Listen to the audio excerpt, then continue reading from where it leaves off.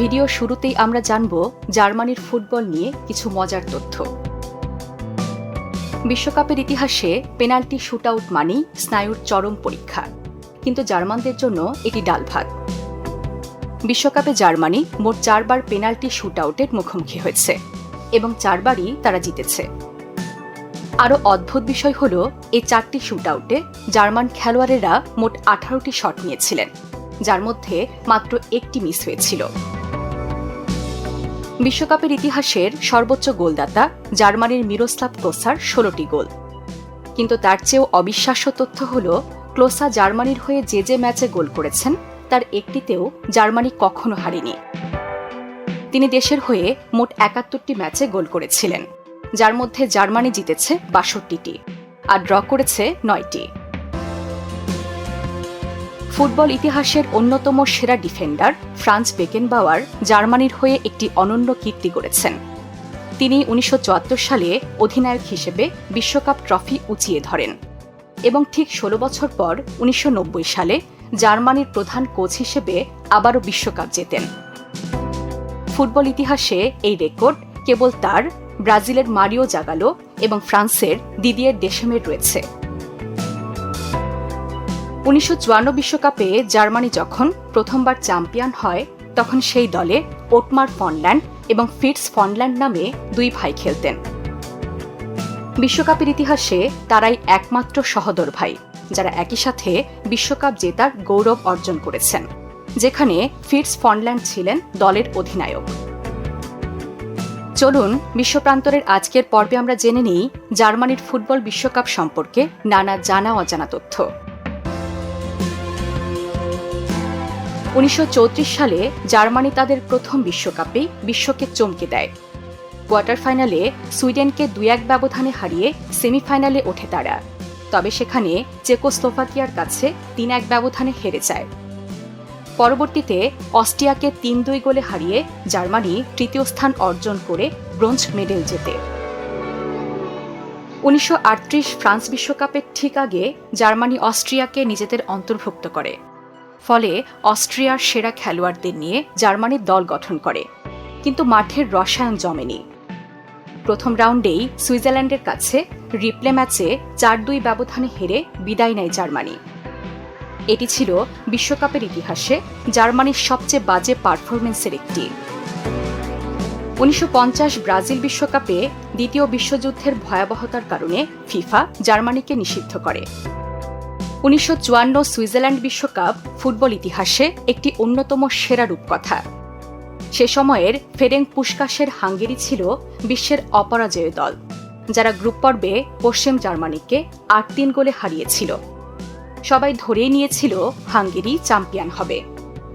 ফাইনালে মুখোমুখি হয় পশ্চিম জার্মানি ও হাঙ্গেরি। ম্যাচের মাত্র 8 মিনিটের মাথায় হাঙ্গেরি 2-0 গোলে এগিয়ে যায়, কিন্তু কিংবদন্তি অধিনায়ক হেলমুট রানের অসাধারণ নৈপুণ্যে জার্মানি অবিশ্বাস্যভাবে ঘুরে দাঁড়ায় এবং 3-2 ব্যবধানে ম্যাচটি জিতে প্রথমবারের মতো বিশ্বকাপ ঘরে তোলে। এই জয়টিকে ফুটবল ইতিহাসে দ্য মিরাকল অফ বার্ন বলা হয়, যা যুদ্ধবিধ্বস্ত জার্মান জাতিকে নতুন করে বাঁচার অনুপ্রেরণা দিয়েছিল।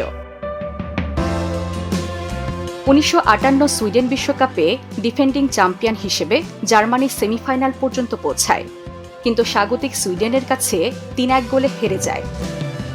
তৃতীয় স্থান নির্ধারণী ম্যাচে ফ্রান্সের কাছে 6-3 গোলে হেরে চতুর্থ স্থান নিয়ে সন্তুষ্ট থাকতে হয় তাদের। 1962 চিলি বিশ্বকাপে জার্মানির রক্ষণভাগ ভালো করলেও কোয়ার্টার ফাইনালে যুগোস্লাভিয়ার কাছে 1-0 গোলে হেরে বিদায় নিতে হয়। এই ব্যর্থতার পরেই জার্মানিতে পেশাদার বুন্দেসলিগা ফুটবল লীগ চালু করার সিদ্ধান্ত নেওয়া হয়।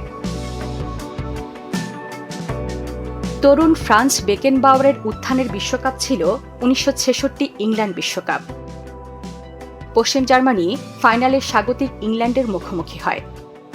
ম্যাচটি 3-2 স্কোর লাইনে থাকার সময় ইংল্যান্ডের জিও ফার্টসের একটি শট ক্রসবারে লেগে গোল লাইনের ওপরে পড়ে বাইরে চলে আসে। রেফারি বিতর্কিতভাবে এটিকে গোল ঘোষণা করেন। শেষ পর্যন্ত জার্মানি 4-2 ব্যবধানে হেরে রানার্স আপ হয়।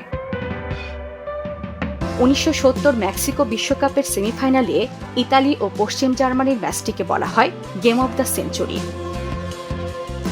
নির্ধারিত সময়ে ম্যাচটি 1-1 গোলে ড্র থাকার পর অতিরিক্ত সময়ে 5টি গোল হয়। কাঁধের হাড় ভেঙে যাওয়ার পরেও বেকেনবাওয়ার হাত ব্যান্ডেজ করে খেলেছিলেন। শেষ পর্যন্ত জার্মানি 4-3 গোলে হেরে যায়। 1974 সালে নিজেদের মাটিতে পশ্চিম জার্মানি ছিল অপ্রতিরোধ্য। ফ্রান্স বেকেনবাওয়ারের নেতৃত্বে জার্মান দল ফাইনালে মুখোমুখি হয় ইউহান ক্রুইফের টোটাল ফুটবল খ্যাত নেদারল্যান্ডসের। ম্যাচের প্রথম মিনিটেই পেনাল্টি থেকে গোল খেয়ে পিছিয়ে পড়ে জার্মানি, কিন্তু ঠান্ডা মাথার জার্মানরা 1-2 ব্যবধানে জয় ছিনিয়ে নেয়। পশ্চিম জার্মানি দ্বিতীয়বারের মতো বিশ্ব চ্যাম্পিয়ন হয়। 1978 বিশ্বকাপে পশ্চিম জার্মানি দ্বিতীয় রাউন্ডের গ্রুপ পর্ব থেকে বিদায় নেয়। 1982 বিশ্বকাপে পশ্চিম জার্মানি ফাইনালে উঠলেও ইতালির দুর্দান্ত ফর্মের কাছে 3-1 ব্যবধানে হেরে রানার্স আপ হয়। 1986 বিশ্বকাপে কোচ হিসেবে ডাগআউটে আসেন ফ্রান্স বেকেনবাওয়ার। জার্মানি ফাইনালে মারাদোনার আর্জেন্টিনার মুখোমুখি হয়। 0-2 গোলে পিছিয়ে থেকেও জার্মানি 74 ও 80 মিনিটে গোল করে 2-2 সমতা ফেরায়, কিন্তু 84 মিনিটে আর্জেন্টিনা গোল করলে জার্মানি 3-2 ব্যবধানে হেরে আবারও রানার্স আপ হয়। 1990 বিশ্বকাপে টানা তৃতীয়বারের মতো ফাইনালে উঠে পশ্চিম জার্মানি এবং প্রতিপক্ষ আবারও মারাদোনার আর্জেন্টিনা। এবার আর জার্মানি ভুল করেনি। অধিনায়ক লোথার ম্যাথিউসের নেতৃত্বে পুরো টুর্নামেন্টে দারুণ খেলে জার্মানি। আন্দ্রিয়াস বেহমের 85 মিনিটের পেনাল্টি গোলে আর্জেন্টিনাকে 1-0 ব্যবধানে হারিয়ে জার্মানি তৃতীয়বারের মতো বিশ্বকাপ জয় করে। বেকেনবাওয়ার খেলোয়াড় এবং কোচ উভয় হিসেবে বিশ্বকাপ জেতার অনন্য কীর্তি গড়েন।